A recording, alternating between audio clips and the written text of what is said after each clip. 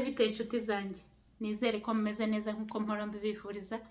Nitwa Christine Nyirahamana ku bantu bashyashya. So uyu munsi ikintu ngiye gukora cyangwa se ibyo tugiye kuganira ni sinzi uko nabyita, ubwo biranyobeye. Icya mbere, twinjiye muri December cyangwa se mu kwa 12.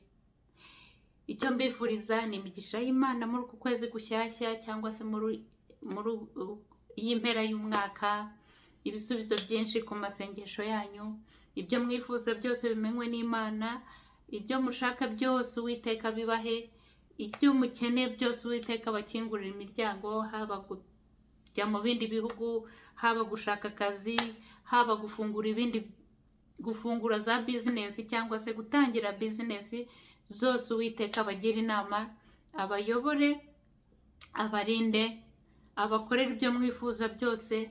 Ariko mbere ya byose mushyire Imana nyambere mu byifuzo byanyu, mu kazi kanyu, mu rugo rwanyu, ibyo mushaka byose Uwiteka mumugire nyambere, kandi mukore ibyo yifuza apana ibyo mwe mwifuza. Ibyifuzo byanyu byose bimenywe n'Imana.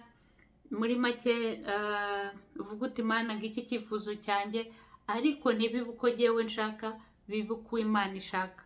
Rimwe na rimwe tujya dusaba dutegeka Imana ngo iduhe ibyo twe dushaka, kandi ntituba tuzi neza niba ari byo Imana idushakira.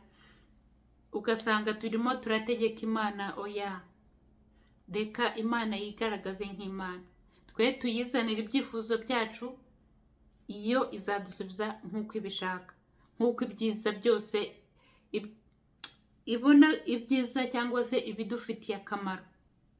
Ntabwo izajya kuduha ibidutwika kandi ibona hari ibyiza. Yenda twebwe turimo turasaba si byo Imana ishaka ko twe tugira.